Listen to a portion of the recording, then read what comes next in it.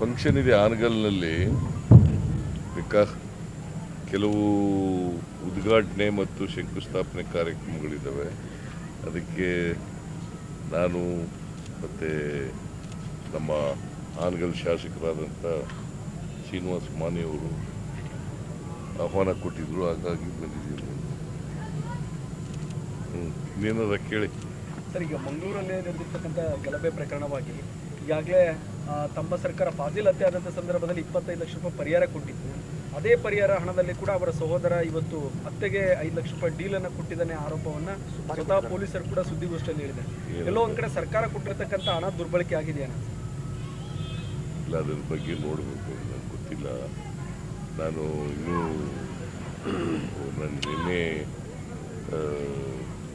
ದಿನೇಶ್ ಗುಂಡೂರಾವ್ ಮತ್ತು ಗೃಹ ಮಂತ್ರಿ home minister ಇಬ್ಬರು ಹೋಗಿದ್ರು.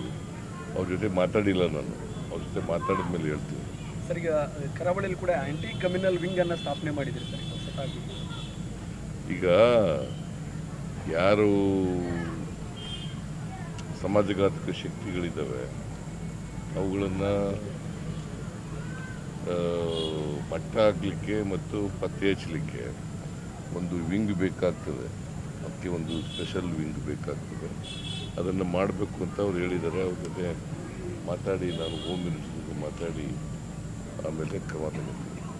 ಸರ್, ಇನ್ನು ಸ್ವಲ್ಪ ದಿವಸಕ್ಕೆ 2 ವರ್ಷ ತುಂಬುತ್ತೆ ನಿಮ್ಮ ಸರ್ಕಾರಕ್ಕೆ. ಏನಾದರೂ ವಿಶೇಷ ಕಾರ್ಯಕ್ರಮ ಇಟ್ಕೊಂಡಿದ್ದೀರಾ ಸರ್ಕಾರ? ನೀನು ಬಾರಪ್ಪ ಬಳ್ಳಾರಿಗೆ, ವಿಜಯನಗರಕ್ಕೆ. ವಿಜಯನಗರದಲ್ಲಿ 2 ವರ್ಷದ್ದು ಕಾರ್ಯಕ್ರಮ ನಾವು ಮಾಡ್ತಾ ಇದ್ದೀವಿ. ದಯಮಾಡಿ ನೀನು ಬಾ. Extend invitation to you.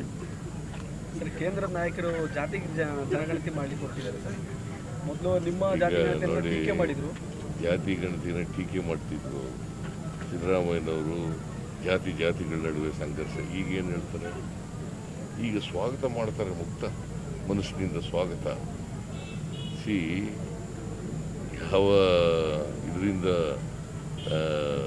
ತೀರ್ಥ ಎಲ್ಲಿಂದ ಬರಬೇಕು ಅಲ್ಲಿಂದ ಬಂದಾಗ ಮಾತ್ರ ಅವರು ಈಗ ಅಂದರೆ ಒಟ್ಟಾರೆಯಾಗಿ ಅವರು ಹೇಳ್ತಿದ್ದದು ಮೊದಲು ರಾಜಕೀಯವಾಗಿ ಹೇಳ್ತಾ ಇದ್ರು, ವಾಸ್ತವಿಕತೆ ಮೇಲೆ ಹೇಳ್ತಾ ಇರಲಿಲ್ಲ ಅನ್ನೋದು ಅರ್ಥ ಆಗತ್ತಲ್ವಾ? ಅಲ್ವೇನ್ರಿ? ಪಾಕ್ ಜೊತೆ ಯುದ್ಧ ನೀತಿಯಲ್ಲಿ ಕಾಂಗ್ರೆಸ್ 2 ನೀತಿ ಅನುಸರಿಸ್ತಾ ಇದೆ ಅಂತೇಳಿ ದೇವೇಗೌಡ ದೇವೇಗೌಡರು ಆರೋಪ ಮಾಡಿದ್ದಾರೆ. ಕಾಂಗ್ರೆಸ್ ಈ ಬಗೆಯ ನೀತಿಯನ್ನ ಅನುಸರಿಸ್ತಾ ಇದೆ ಪಾಕಿಸ್ತಾನದ ವಿಚಾರದಲ್ಲಿ ಅಂತ.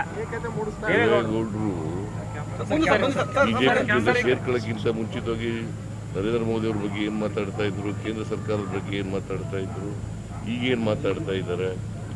ಈ ಪರಿ ನೀತಿ ಯಾರಿಗಿರೋದು? ದೇವೇಗೌಡರು